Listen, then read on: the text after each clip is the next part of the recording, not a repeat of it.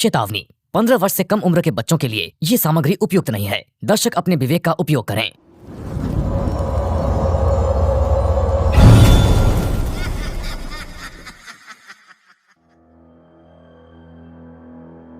आधी रात का समय था। पहाड़ों के बीच बनी सुनसान सड़क पर घना कोहरा धीरे धीरे उतर रहा था। आसमान में काले बादल किसी अनजान तूफान का संकेत दे रहे थे। दूर दूर तक इंसानों का कोई नामो निशान नहीं था। केवल पहाड़ी हवा की सिसकियां और जंगल में झूमते पेड़ों की चरमराहट उस वीराने को और भी भयावह बना रही थी। तेज रफ्तार से अपनी मोटरसाइकिल चलाते हुए गौरव अपनी गर्लफ्रेंड तान्या के साथ घर लौट रहा था। मैंने तुमसे कहा था कि शाम होने से पहले निकल चलते हैं, लेकिन तुम्हें तो अपने दोस्तों के साथ बैठकर बातें करने से ही फुर्सत नहीं मिली। अरे बाबा, इतनी भी क्या नाराजगी। राहुल बरसों बाद मिला था। अब वो रोक रहा था तो मैं क्या करता। तान्या कुछ बोल नहीं वाली थी कि अचानक आसमान में बिजली ऐसी कड़की जैसे पहाड़ दो हिस्सों में बंट गया हो। अगले ही पल मूसलाधार बारिश शुरू हो गई। कुछ ही सेकंड में दोनों पूरी तरह भीग गए। सड़क पर पानी बहने लगा और मोटरसाइकिल आगे चलाना मुश्किल होने लगा। गौरव ने चारों तरफ नजरें दौड़ाई। दूर पहाड़ी की ढलान पर उसे एक विशाल जर्जर हवेली दिखाई दी। हवेली बरसों से वीरान लग रही थी। उसकी टूटी खिड़कियां हवा के साथ हिल रही थी और दीवारों पर उगी काई उसे किसी कब्र जैसी बना रही थी। हे, चलो बारिश रुकने तक यहीं रुक जाते हैं। मुझे ये जगह बिल्कुल अच्छी नहीं लग रही। अरे बारिश में भीगते रहने से तो बेहतर है।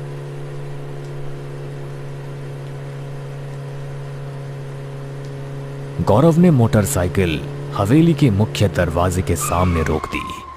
उसी क्षण बिना किसी के छुए वो विशाल लकड़ी का दरवाजा चर्र की आवाज के साथ अपने आप धीरे धीरे खुलने लगा। दोनों एक दूसरे का चेहरा देखने लगे।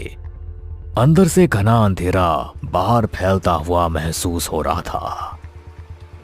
तुमने दरवाजा खोला था क्या? नहीं तो। तभी हवेली के भीतर कहीं बहुत गहराई से लोहे की जंजीरों के घिसटने जैसी आवाज सुनाई दी। फिर सब कुछ शांत हो गया। गौरव, चलो यहाँ से चलते हैं। अरे हो सकता है कोई रहता हो, शायद कोई चौकीदार हो।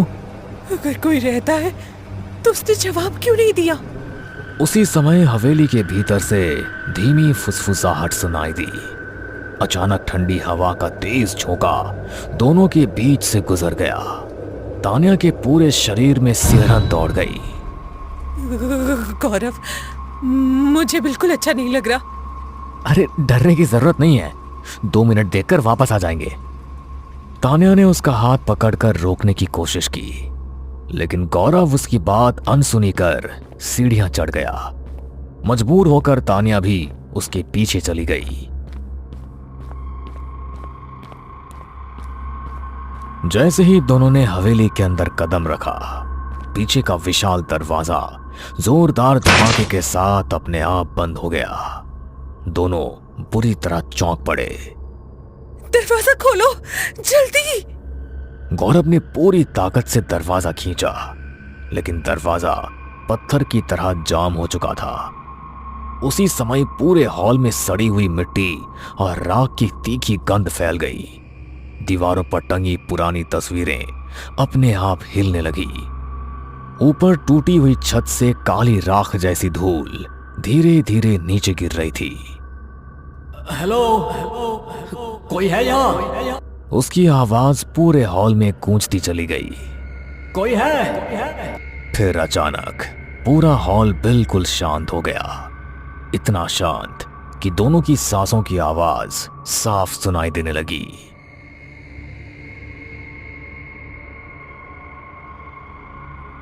तभी पहली मंजिल की टूटी हुई रेलिंग पर कोई लंबी काली आकृति दिखाई दी।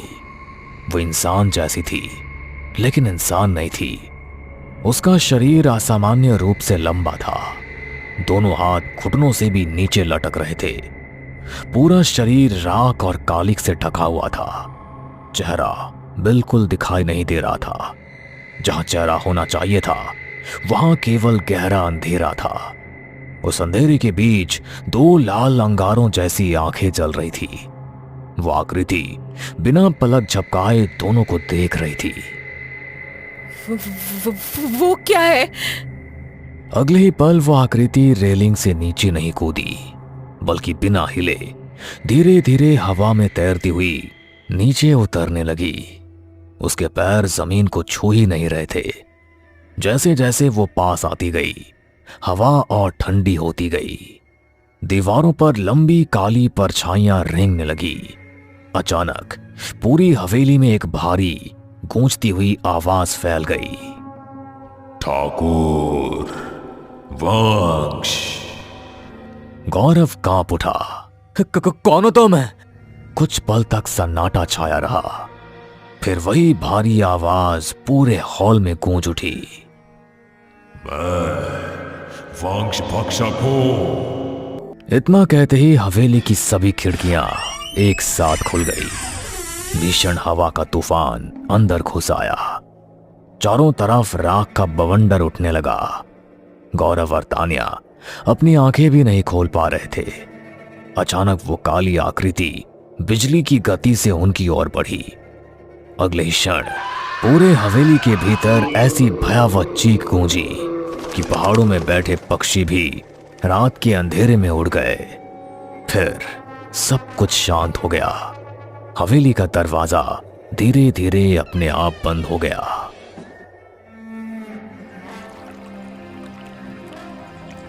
अगली सुबह जब गांव के कुछ लोग उस रास्ते से गुजरे तो हवेली के बाहर दो निर्जीव शरीर पड़े थे। गौरव और तान्या की आंखें दहशत से खुली हुई थी, मानो उन्होंने मरने से पहले किसी ऐसे भयावह दृश्य को देख लिया हो जिसे इंसानी आंखें कभी देखने के लिए बनी ही नहीं थी। गांव का सबसे बूढ़ा व्यक्ति कांपती आवाज में बोला, ये फिर से लौट आया है। लगता है वंश भक्षक फिर से जाग चुका है। ये केवल दो लोगों की मौत नहीं थी, ये उस श्राप की वापसी थी जो पीढ़ियों से एक ही वंश के समाप्त होने का इंतजार कर रहा था।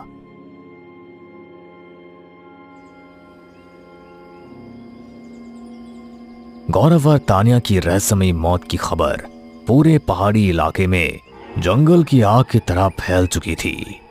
गांव वाले एक बार फिर उसी वीरान हवेली का नाम लेने से भी डरने लगे थे। हर किसी की जुबान पर केवल एक ही नाम था, वंश भक्षक। लोग कहते थे कि बरसों की खामोशी के बाद वो अभिशप्त प्रेत एक बार फिर से जाग चुका है। लेकिन शहर में रहने वाले लोगों के लिए ये सब केवल अफवाह और अंधविश्वास था। उसी समय शिमला शहर में अतुल खुशी से भरा हुआ अपने घर के अंदर दाखिल हुआ। उसके चेहरे पर सफलता की चमक साफ दिखाई दे रही थी। ड्राइंग रूम में बैठी उसकी मां सावित्री देवी बेटे की मुस्कान देखकर मुस्कुरा उठी। क्या बात है बेटा, आज तो चेहरे पर अलग ही खुशी दिखाई दे रही है। माँ, मेरी कंपनी ने मुझे एक बहुत बड़ा प्रोजेक्ट दिया है। अगर ये पूरा हो गया तो मेरी जिंदगी बदल जाएगी। कैसा प्रोजेक्ट? हमारे पुश्तैनी गांव में एक लग्जरी हेरिटेज होटल बनने वाला है। उसी प्रोजेक्ट का पूरा कॉन्ट्रैक्ट मुझे मिला है। यह सुनते ही सावित्री देवी के चेहरे की मुस्कान पल भर में गायब हो गई। उनकी आंखों में ऐसा भय उतर आया मानो उन्होंने कोई पुराना जख्म फिर से खुलते हुए देख लिया हो। तुमने कौन सा गांव कहा? माँ, वही हमारा पुश्तैनी गांव जहां हमारे ठाकुर परिवार की सदियों पुरानी हवेली आज भी खड़ी है। तभी रसोई से चाय लेकर आती हुई अतुल की पत्नी काव्या दोनों की बातें सुनकर मुस्कुराने लगी। अरे वाह, ये तो बहुत अच्छी खबर है। मैं हमेशा से तुम्हारे पुश्तैनी गांव और उस हवेली को देखना चाहती थी। अब तो वहीं रहकर पूरा गांव भी घूम लेंगे। काव्या की बात पूरी भी नहीं हुई थी कि सावित्री देवी गुस्से और डर से कांपती हुई अपनी जगह से खड़ी हो गई।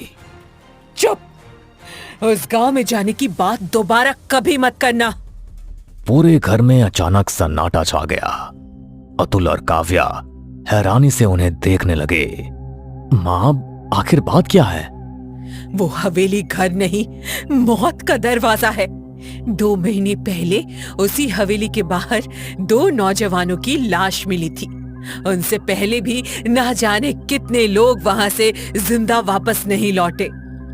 अरे मां, गांव वाले अभी भी उन्हीं पुरानी कहानियों पर विश्वास करते हैं। सावित्री देवी की आंखों में आंसू भर आए। उन्होंने कांपते हुए अतुल का हाथ पकड़ लिया। तुम जानते नहीं बेटा, तुम्हारे पिता की दुश्मनी कितनी भयानक थी। हमारा ठाकुर परिवार पूरे इलाके का सबसे सम्मानित परिवार था। तुम्हारे पिता ईमानदार थे, इसलिए अपने ही कुछ रिश्तेदार उनसे जलने लगे। सावित्री देवी कुछ पल के लिए चुप हो गई। ऐसा लग रहा था जैसे वो बरसों से सीने में दबी हुई सच्चाई पहली बार किसी के सामने रख रही हो। जब तुम्हारे पिता को हराने का कोई रास्ता नहीं मिला, तब उन लोगों ने एक कापालिक तांत्रिक का सहारा लिया। उसने शमशान में कई रातों तक निषिद्ध साधना की और एक ऐसी अभिशप्त आत्मा को जगाया जिसे लोग वंश भक्षक कहते हैं। वंश भक्षक? वो कोई साधारण भूत नहीं है।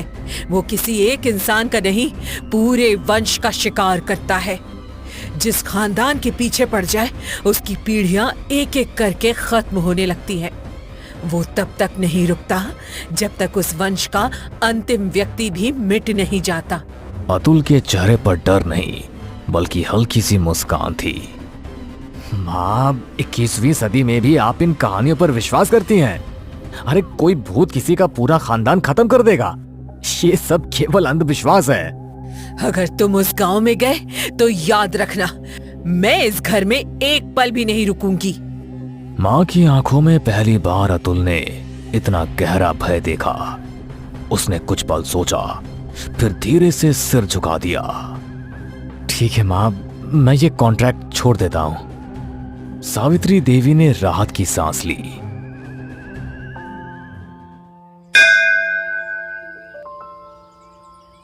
उस सुबह सावित्री देवी पास के मंदिर में पूजा करने के लिए गई। वापसी के समय पहाड़ी सड़क पर घना कोहरा छाया हुआ था। सामने से तेज रफ्तार में आ रहा एक ट्रक अचानक अपना संतुलन खो बैठा। अगले ही पल एक भीषण टक्कर की आवाज पूरे इलाके में गूंज उठी। लोग दौड़ लगाकर मौके पर पहुंचे, लेकिन तब तक बहुत देर हो चुकी थी। सावित्री देवी इस दुनिया को हमेशा के लिए अलविदा कह चुकी थी।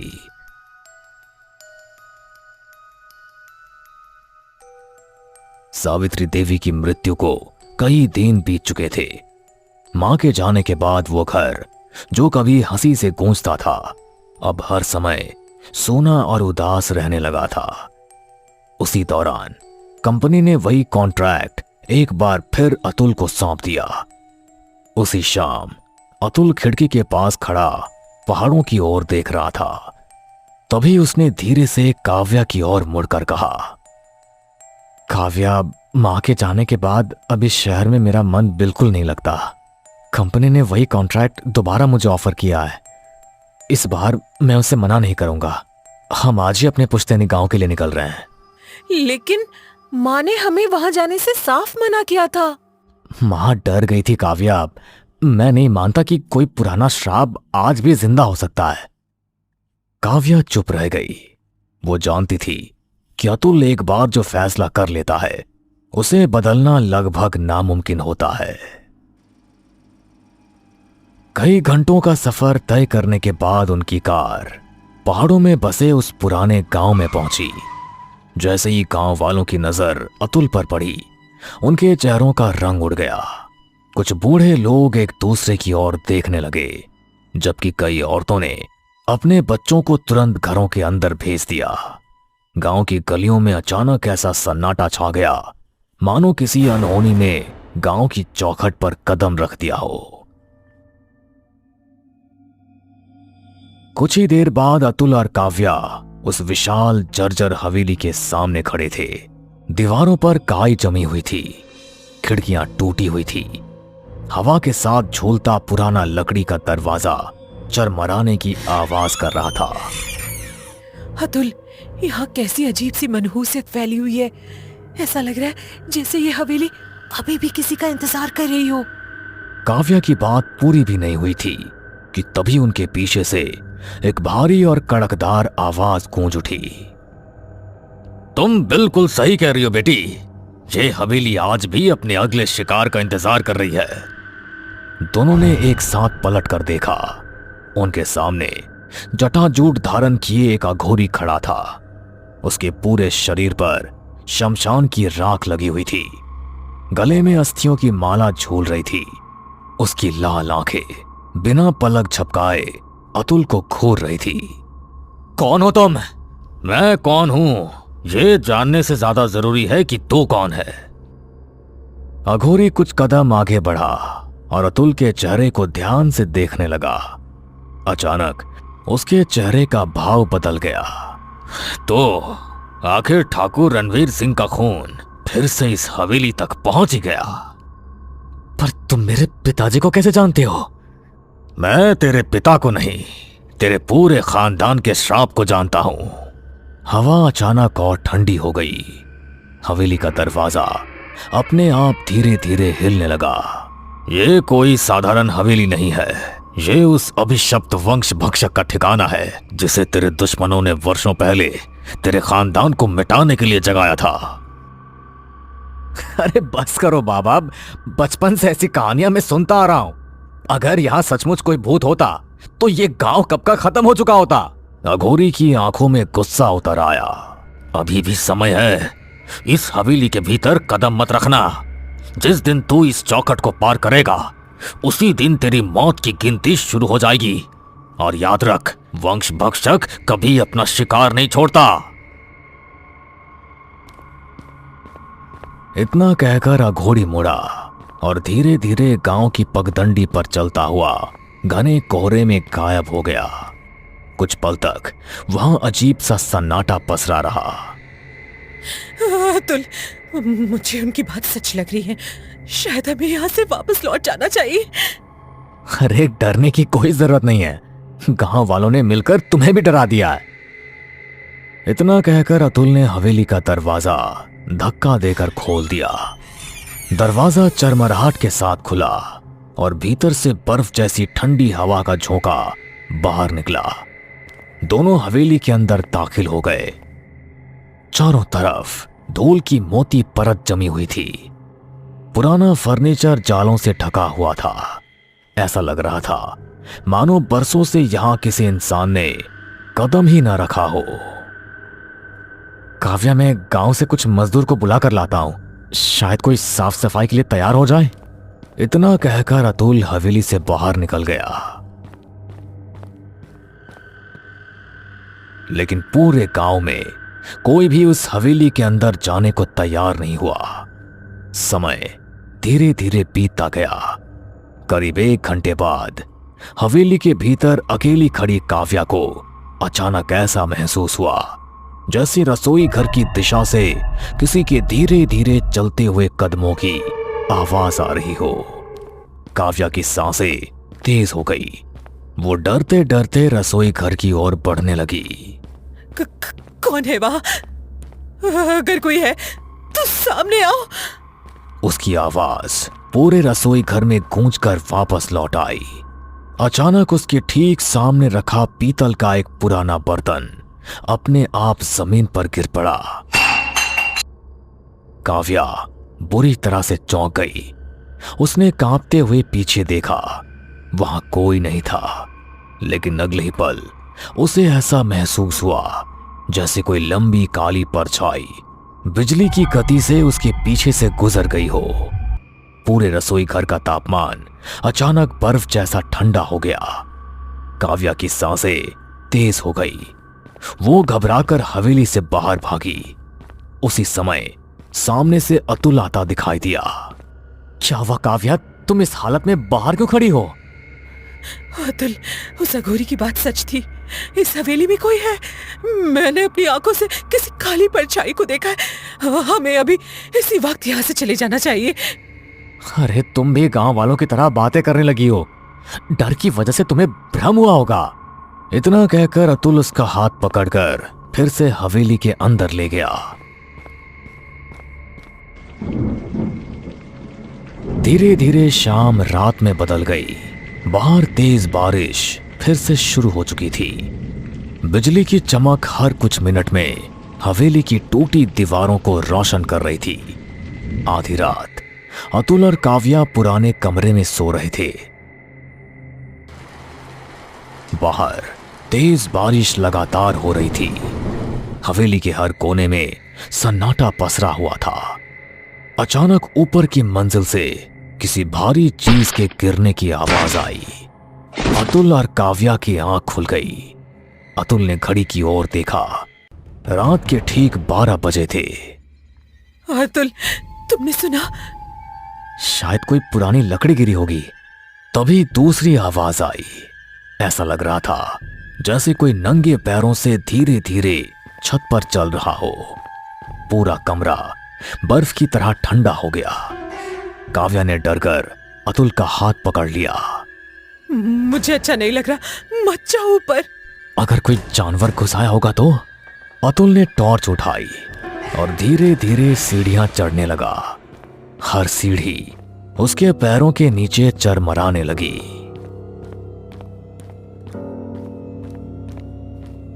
ऊपर पहुंचते ही उसे ऐसा लगा जैसे कोई अभी अभी अंधेरे में छिपा हो। उसने टॉर्च की रोशनी चारों तरफ घुमाई। वहां कोई नहीं था। अचानक उसकी टॉर्च अपने आप बुझ गई। पूरा कमरा अंधेरे में डूब गया। उसी पल उसके ठीक पीछे किसी की भारी सांसों की आवाज सुनाई दी। अतुल का गला सूख गया। उसने धीरे धीरे पीछे मुड़कर देखा। बिजली चमकी। उस एक पल की रोशनी में उसके सामने एक 7 फुट लंबा भयावह प्रेत खड़ा था। उसका पूरा शरीर राख से ढका हुआ था। लंबे लंबे हाथ घुटनों से नीचे लटक रहे थे। उसकी आंखें जलते हुए अंगारों की तरह लाल थी। चेहरे पर कोई भाव नहीं, सिर्फ मौत जैसा सन्नाटा। कौन हो तुम? हवेली की हर दीवार से एक साथ भारी आवाज गूंजने लगी। मैं वंश भक्षक हूं। जिस श्राप को तेरे पूर्वजों ने जन्म दिया था, आज वही श्राप अपना अंतिम हिसाब लेने आया है। अगले ही पल वंश भक्षक ने अपना लंबा हाथ आगे बढ़ाया। बिना अतुल को छुए उसका शरीर अचानक हवा में उठ गया। अतुल छटपटाने लगा। काव्या, बचाओ! नीचे कमरे में खड़ी काव्या ने अतुल की चीख सुनी तो वो दौड़ती हुई ऊपर पहुंची। जैसे ही उसने ये दृश्य देखा, उसके पैरों तले जमीन खिसक गई। अतुल हवा में लटका हुआ था। वंश भक्षक की लाल आंखें अब काव्या की ओर घूम चुकी थी। तभी वंश भक्षक बिजली की गति से काव्या के सामने आ गया। पूरा कमरा काले धुएं से भर गया। अतुल की चीख हवेली की दीवारों से टकराकर गूंजने लगी। उसी समय पीछे से किसी ने ऊंची आवाज में मंत्रोच्चार किया। अघोरी कमरे के दरवाजे पर खड़ा था। उसने अपनी झोली से शमशान की पवित्र राख निकालकर वंश भक्षक की ओर उछाल दी। राख उसके शरीर से टकराते ही वंश भक्षक क्रोध से दहाड़ उठा और कुछ कदम पीछे हट गया। अघोरी ने तुरंत काव्या का हाथ पकड़कर उसे कमरे से बाहर खींच लिया, लेकिन अतुल वहीं रह गया। बाबा, मुझे बचाइए! बेटा, अब बहुत देर हो चुकी है। अगले ही पल हवेली के भीतर ऐसी भयावह गर्जना गूंजी कि पूरी घाटी कांप उठी। दरवाजा अपने आप बंद हो गया। कुछ क्षण बाद सब कुछ शांत हो गया। अघोरी और काव्या बाहर खड़े रह गए। काव्या रोते हुए जमीन पर बैठ गई। बाबा, ये क्या था? इसे वंश भक्षक कहते हैं। वर्षों पहले तेरे पति के खानदान को मिटाने के लिए एक कापालिक तांत्रिक ने इसे जगा दिया था। ये किसी एक इंसान का नहीं, पूरे वंश का पीछा करता है। इसे मारना लगभग असंभव है, लेकिन कुछ समय के लिए इसे रोका जरूर जा सकता है। अघोरी ने हवेली के मुख्य दरवाजे पर अभिमंत्रित धागा बांधा और गंभीर स्वर ने बोला, आज से इस हवेली की ओर कभी मुड़कर भी मत देखना। काव्या कांपते कदमों से वहां से चली गई, लेकिन उस रात के बाद जब भी पहाड़ों पर आधी रात को बारिश होती, लोग कहते उस वीरान हवेली से आज भी किसी भारी आवाज की गूंज सुनाई देती है।